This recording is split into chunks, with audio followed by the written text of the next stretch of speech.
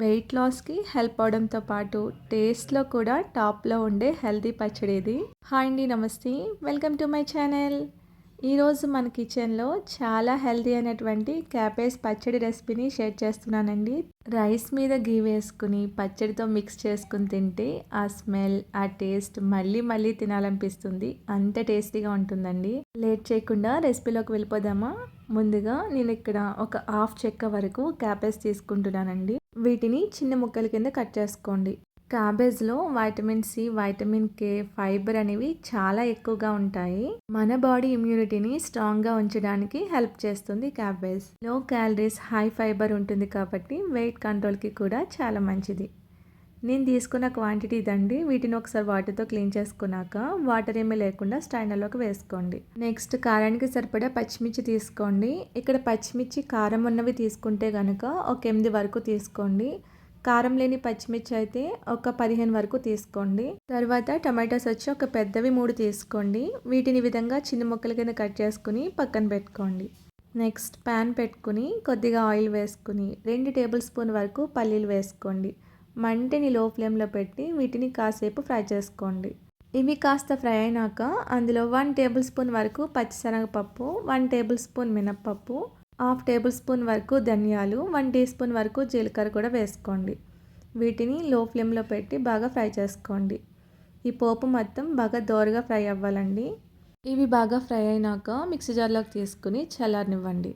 ఈ క్యాబేజ్లో anti oxidants కూడా ఉంటాయి కాబట్టి హార్ట్ హెల్త్కి బాగా సపోర్ట్ చేస్తాయి. అదే ప్యాన్లో కొద్దిగా ఆయిల్ వేసుకుని కట్ చేసినటువంటి క్యాబేజ్ ముక్కల్ని వేసుకోండి. మంటని హై ఫ్లేమ్లో పెట్టి 1 మినిట్ పాటు బాగా ఫ్రై చేసుకోండి. ఈ విధంగా ఫ్రై చేయడం వల్ల క్యాబేజ్లో ఉన్నటువంటి పచ్చివాసన అనేది పోతుందండి. ఇలా ఫ్రై చేసినాక మూత పెట్టి లో ఫ్లేమ్లో ఒక 2 మినిట్స్ పాటు మగ్గించండి. 2 నిమిషాల తర్వాత ఒకసారి బాగా కలుపుకొని అందులో కట్ చేసినటువంటి టొమాటో ముక్కలు, పచ్చిమిర్చి ముక్కలు కూడా వేసుకుని బాగా ఫ్రై చేయండి. అందులో కొద్దిగా పసుపు, సరిపడా సాల్ట్ వేసుకుని ఒకసారి బాగా మిక్స్ చేసి మూత పెట్టి లో ఫ్లేమ్లో టొమాటోస్ని బాగా మగ్గించండి. ఈ టొమాటోస్ అనేవి చాలా మెత్తగా మగ్గాలన్నమాట. అంతవరకు వీటిని మగ్గించాలి. చాలామంది క్యాబేజ్ అంటే అస్సలు ఇష్టపడరండి, అందుకే ఇంతలా చెప్తున్నాను. ఈ క్యాబేజ్ అంటే సింపుల్ వెజిటబుల్ కాదు. ఇమ్యూనిటీని పెంచుతుంది, వెయిట్ లాస్కి హెల్ప్ చేస్తుంది, డైజెషన్ని ఇంప్రూవ్ చేస్తుంది, హార్ట్ హెల్త్ని కూడా ప్రొటెక్ట్ చేస్తుంది. అందుకే ఈ సింపుల్ క్యాబేజ్ని మన డైలీ డైట్లో ఇంక్లూడ్ చేయడం చాలా మంచిది. ఈ విధంగా టమాటోస్ బాగా మగ్గిన తర్వాత ఒకసారి బాగా కలుపుకొని అందులో కొద్దిగా కొత్తిమీర వేసుకోండి. నేను ఇక్కడ కొంచెం ఎక్కువే వేసాను, అంత కూడా వేయాల్సిన అవసరం లేదు. అందులో హాఫ్ వేసుకున్న పర్వాలేదండి. అందులోనే ఒక 10 వరకు పుదీనా ఆకులు కూడా వేసుకోండి. 4 వెల్లుల్లి రెబ్బలు కూడా వేసి ఒకసారి బాగా కలపండి. 1 మినిట్ పాటు జస్ట్ కలిపితే సరిపోతుంది. ఈ విధంగా కలిపిన తర్వాత అందులో సరిపడా చింతపండు అనేది వేసుకోండి.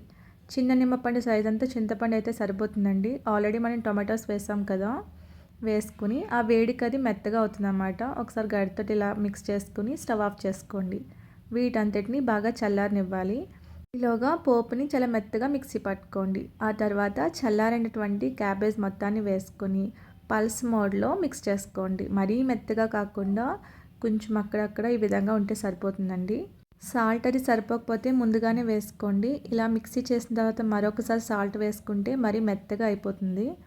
నెక్స్ట్ వీటిని పోపు పెట్టుకోవాలి. ఆయిల్ వేసుకుని ఆవాలు, జీలకర్ర, పచ్చిశనగపప్పు, మినప్పప్పు వేసి ఫ్రై చేసుకోండి. అందులోనే 2 ఎండుమిర్చి తుంచి వేసుకోండి.